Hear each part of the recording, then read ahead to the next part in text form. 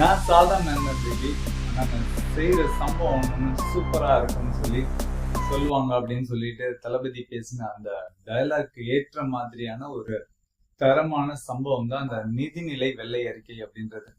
இதுக்கு பின்னாடி ஒரு நல்ல ஒரு லீடர்ஷிப் குவாலிட்டி நம்ம கவனிக்கலாம். ஜஸ்ட் பிகாஸ் நீங்க எல்லாம் என்ன ஓட்டு போட்டு முதல்வர் ஆக்கிட்டீங்க அப்படின்றதுனால நான் உங்களோட எல்லா பிரச்சனையும் சால்வ் பண்ணி தமிழ்நாட்டையே தலைகீழ மாத்த போறேன் அப்படின்றதெல்லாம் இல்ல.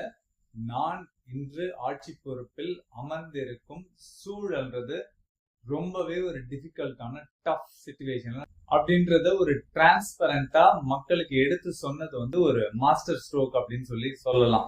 இந்த மாதிரியான ஒரு டிரான்ஸ்பரண்ட் அப்ரோச்சை முன்னெடுத்து செல்லணும் அப்படின்றதுக்கே ரொம்ப ஒரு மெச்சூர்ட் மெக்னானிமஸ் மைண்ட் செட் வேணும் அப்படின்ற மாதிரி தான் நாங்க இதை பாக்குறோம். அடுத்தபடியா இந்த வெள்ளை அறிக்கை அப்படின்றது ஒரு முக்கியமான குவெஸ்டினை ரைஸ் பண்ணிருக்கு. பொதுவா ஆட்சி பொறுப்புல இருக்கிற ஒரு கட்சி ஊழல் செய்தால் அந்த ஊழலுக்கு எதிராக சட்டங்கள் நம்மளோட இந்திய அரசியலமைப்பில் இருக்குது.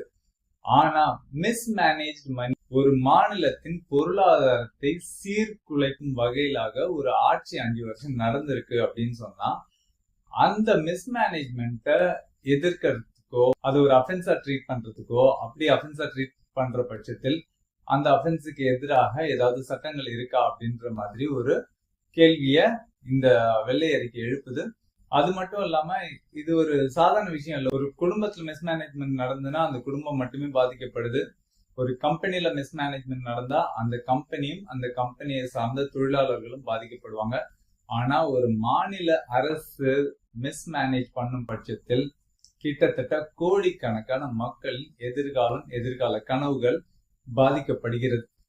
அப்படி இருக்கும் பட்சத்தில் ஒரு ஆளும் கட்சி மணி மேனேஜ் பண்றதுக்கு ஏதாவது வரம்புகள் நிர்ணயிக்கப்படுகிறதா, இல்ல ஏதாவது நார்ம்ஸ் கொண்டு வருமா, இந்த மாதிரி பல குவெஸ்டின்ஸை இந்த நிதிநிலை அறிக்கை கேள்வி எழுப்புது அப்படின்ற ஒரு விஷயத்த உங்ககிட்ட ஷேர் பண்ணி நன்றி.